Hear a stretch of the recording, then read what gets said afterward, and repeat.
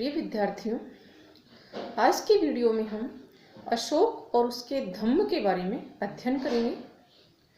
पिछला जो वीडियो था उसमें हमने देखा था कि किस तरह कलिंग युद्ध के बाद में अशोक का हृदय परिवर्तित हो गया था और उसने जो है हमेशा हमेशा के लिए युद्धों का परित्याग कर दिया था।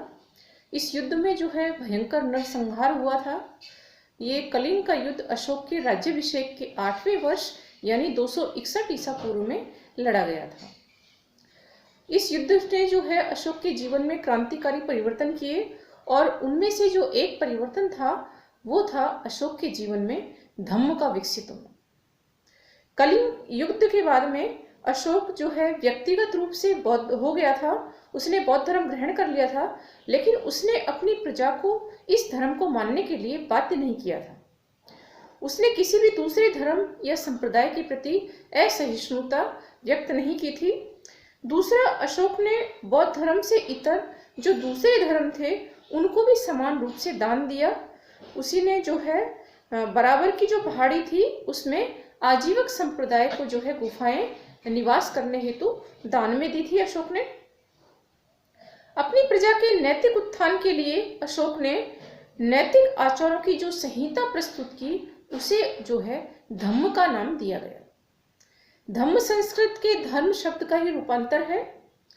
अशोक का जो विश्व इतिहास में जो स्थान है, महानतम स्थान जो है, जो उसकी प्रसिद्धि का जो कारण है वो उसका ये धम्म ही है।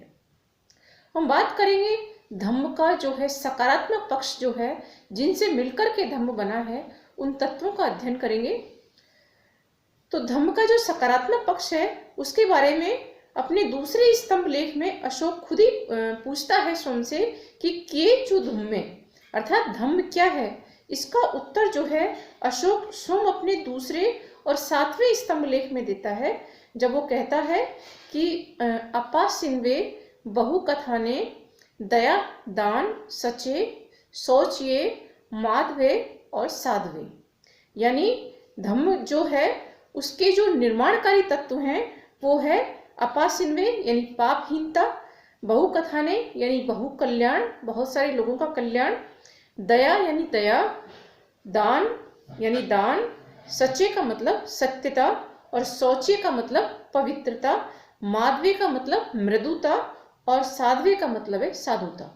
तो इन तत्वों से मिलकर के जो है धम्म का निर्माण होता है। ये अशोक ने हमें स्वयं बताया अपने अभिलेख में। इनके अतिरिक्त हर व्यक्ति को जो दूसरी जो बातें हैं, सकारात्मक बातें हैं, उनको भी अपने जीवन में अपनाना चाहिए। जैसे प्राणियों की हत्या नहीं करना, प्राणियों को क्षति नहीं पहुंचाना, माता पिता की सेवा करना, गुरुजनों का सम्मान करना, वृद्धों की सेवा करना, दासों और नौकरों के साथ में अच्छा व्यवहार करना, मित्रों परिचितों ब्राह्मणों और श्रमणों के साथ अच्छा व्यवहार करना, ये सभी जो हैं वो धर्म के निर्माणकारी तत्व माने गए थे। अब हम बात करेंगे धम्म के निषेधात्मक पक्ष के बारे में, अर्थात वो काम जो आदमी को नहीं करने चाहिए। अशोक अपने तृतीय स्तंभ लेख में धम्म का निषेधात्मक पक्ष बताता है, अर्थात वे दुर्गुण जिनसे हर आदमी को बचना चाहिए। ये हैं चंडिये, निठुलिये, क्रोधे, माने और ईर्ष्या। चंडिये का मतलब चंडता, निठुलिये का मतलब निष्ठुरता, क्रोधे का मतलब क्रोध, माने का मतलब घमंड और ईर्ष्या का मतलब ईर्ष्या। ये दुर्गुण हैं जिससे हर आदमी को इनसे बचना चाहिए। हम बात करेंगे अशोक की धम्म विजय की जो नीति थी उसके बारे में कि उसकी धम्म विजय की नीति क्या थी।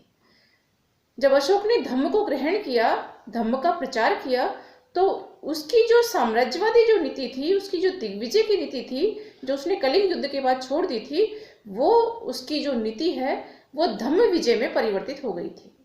अर्थात उसने विदेशों में भी और जो है और अपने पड़ोसी जो राज्य थे उनमें भी उसने इस धम्म विजय की नीति को अपनाया था। अपने 13वें शिलालेख में अशोक धम्म विजय की चर्चा करता है। इसमें जो है वह कहता है कि देवताओं का प्रिय धम्म जो है धम्म विजय को ही सबसे मुख्य विजय मानता है। अशोक की धम्म विजय उसके धम्म के प्रचार का अभियान थी।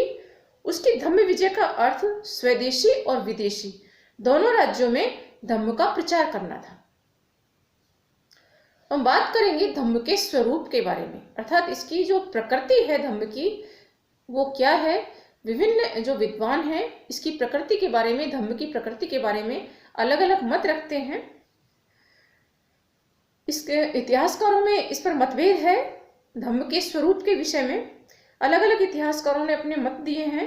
सबसे पहले जो फ्लीट है, विद्वान फ्लीट ने इसको राजधर्म बताया है कि अशोक द्वारा प्रतिपादित जो ये धर्म था वो राजधर्म था, यानी इसको अशोक ने, इसका विधान जो है अपने राज्य कर्मचारियों के पालनार्थ ही इसका विधान किया था।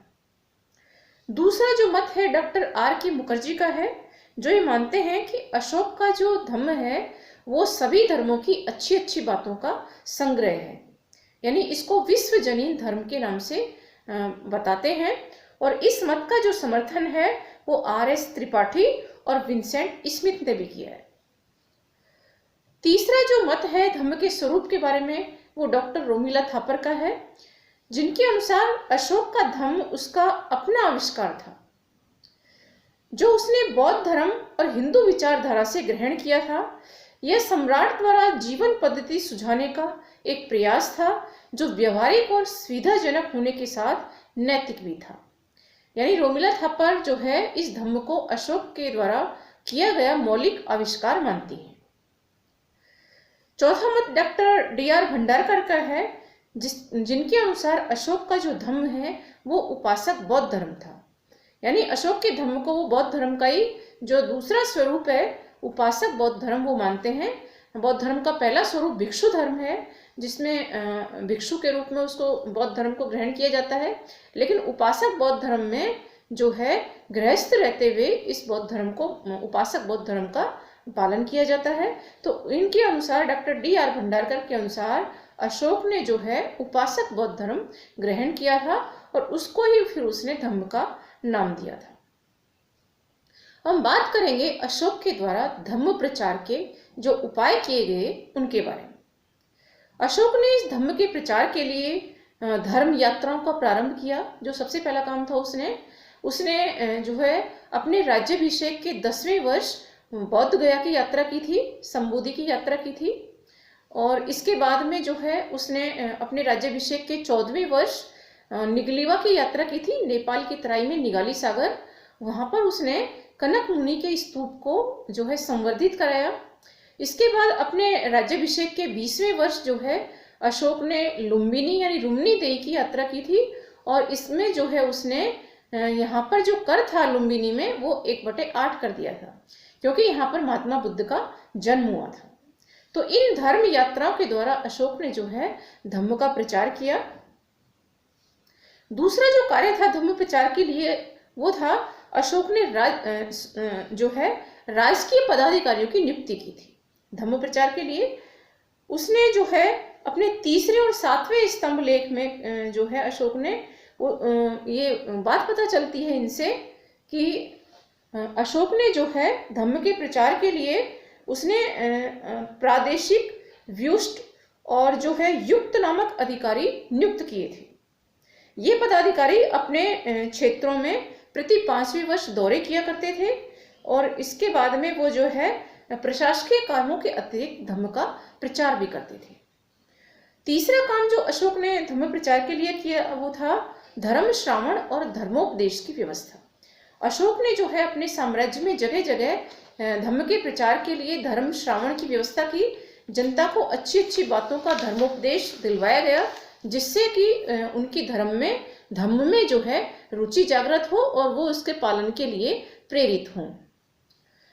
इसके बाद में जो चौथा जो प्रयास था अशोक के द्वारा धम्म प्रचार के लिए वो था धर्म महामात्रों की नियुक्ति का। अशोक के 5वें शिलालेख से ज्ञात होता है कि उसने अपने अभिषेक के 13वें वर्ष धम्म के प्रचार हेतु धर्म महामात्रों की नियुक्ति की थी। ये विशेष प्रकार के पदाधिकारी थे जो धम्म प्रचार के लिए नियुक्त किए गए थे। इन धर्म महामात्रों का प्रमुख कार्य विभिन्न धर्मों में द्वेष भाव को समाप्त करके सद्भाव स्थापित करना था। इसके बाद में धम्म प्रचार के लिए अशोक ने जनता में दिव्य रूपों का प्रदर्शन करवाया, यानी जनता में जो है स्वर्ग के प्रति जनता की आस्था प्रकट करने के लिए जो है दिव्य रूपों का प्रदर्शन, जैसे विमान दर्शन, हस्ती दर्शन, इनका जो है जनता को दर्शन करवाया, ताकि जनता की धम्म के प्रति जो है आस्था जागृत हो और ये स्वर्ग के प्रति जनता ललायित हो और फिर वो स्वयं ही प्रेरित होकर के धम्म का पालन करे। तो इन दिव्य रूपों का प्रदर्शन अशोक के द्वारा जनता में करवाया गया था। इसके बाद में धम्म प्रचार के लिए अशोक ने कई लोक कल्याणकारी कार्य भी करवाए।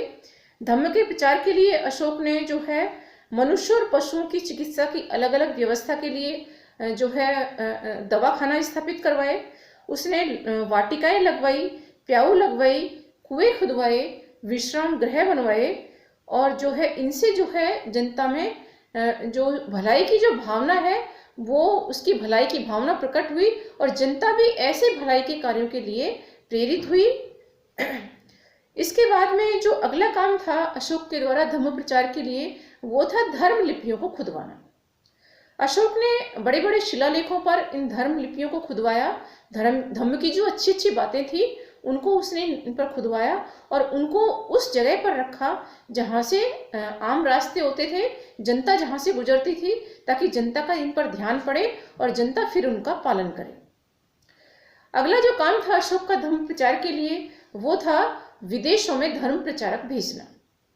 अशोक ने धम्म का प्रचार करने के लिए धर्म प्रचारक विदेशों में, जैसे चोल, चेर, पांड्य, सत्यपुत्र, केरल पुत्र जो पड़ोसी राज्य थे उनमें उसने धर्म प्रचारक भेजे।